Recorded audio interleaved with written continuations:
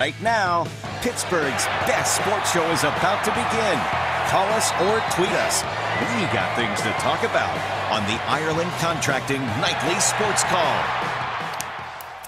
All right, thanks a lot, Ken, and thank you for tuning into the Ireland Contracting Nightly Sports Call. I'm Rich Walsh. Paul Zeise will be joining me in just a matter of moments, and we're taking your phone calls tonight on the Borders and Borders hotline, 412-575-2600. We're going to break down some of these big Whitfield, North Hills, North Allegheny, Pine, Richland, Gateway, McKeesport, a bunch of good games. We're also going to be talking about the Steelers' big game against the Browns, and Pitt has a chance to stay on top in the Coastal Division right now against Duke. Tomorrow, kickoff for that one is 3:30, and this is a must-win game. We talked a little bit about Pitt yesterday. We got a game tomorrow, and also the City League Championship is tomorrow, by the way, too. But, going back to Pitt, we'll pick up where we left off yesterday, Paul, but do you think Pitt should maybe look into a quarterback change or looking at what Jeff George can do, George Jr.? Only if they think that Kenny Pickett isn't their guy of the future. I mean, to me, if he's your guy of the future, then you stick with him. You got to stick with him. Maybe there's a point where if he's not going well, you give Jeff George a chance. But the reality is, if you believe Kenny Pickett is your guy, you got to stick with him and live with some of the bumps and the bruises of being a younger quarterback, learning how to play the position.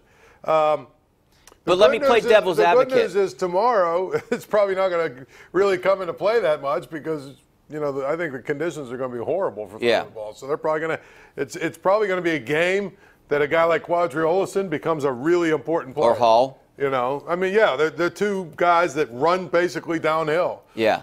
So if I could play devil's advocate for just 1 second here, if Kenny Pickett isn't the guy or is the guy next year and the year after, but the Pitt has their best chance of getting to the Coastal, winning the Coastal, getting to the ACC championship with a guy like George, wouldn't you sacrifice that? Isn't going to the championship game more important than developing Pickett? When do you get that point? When do you get to that point? That's my question.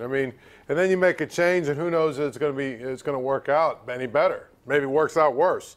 To me, you make a change, I guess, maybe if tomorrow, Kenny Pickett is horrible, Mm-hmm. But if it's just where, where he's not making a ton of plays down the field, and he's still – you just almost got to live with it. And because ultimately, they're not going to win games because of the way they want to play offense. They're going to win games based on running the football and making it easy for the quarterback to make easy throws. When a team uses a lot of Wildcat, that means that they don't really have a quarterback, I think, in my opinion. But I like when they use the Wildcat. Right. It's been working. I think they should use it more. But again, if you think about this, we can talk about all we want to talk about Kenny Pickett. The reality is they had a 3rd and 3 on about the 46-yard line with about 5 minutes left in that Notre Dame game. They're up 2. If they go to Wildcat there and commit to say, look, we're going to go to it twice, they probably get a first down and they can run another 3 minutes off the clock. Yeah. And if they work – so they were that close to winning a game against the top 5 team. Okay, could he have made a couple of throws? Yeah, probably there's a few that he missed, but I don't think that he's horrible. I don't think that he's to the point yet where you've got to say, you know what, he's so bad, we've got to get him out of the game. Bad play call or bad decision on Pickett's fault, on that third down play that we're talking about? Was that a bad play call or a bad decision by Pickett going to – Well, here's the thing, okay? I hated the play call. I didn't like it either. And here's my thing. That Wildcat was getting 4 or 5 yards every time you did it. And the other thing is on third down there, if you run forward, you give yourself on 4th down a 4th and short if you don't make it. But on that play, it was a flat slant option. Yeah.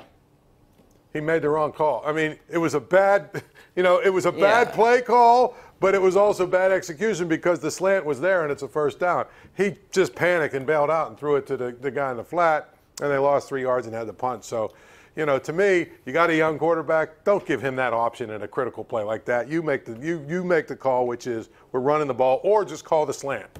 Yeah, you're right.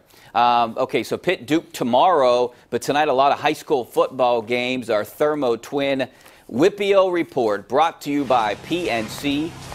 And Penn Hills, North Hills was our game of the week. There was also a big game up north, North Allegheny, Pine, Richland. Penn Hills beats North Hills tonight, and North Allegheny Paul, I don't know if I would call this an upset. These are the two best teams in the WPIAL right now, and North Allegheny edges out. It was a close game until the fourth quarter, really.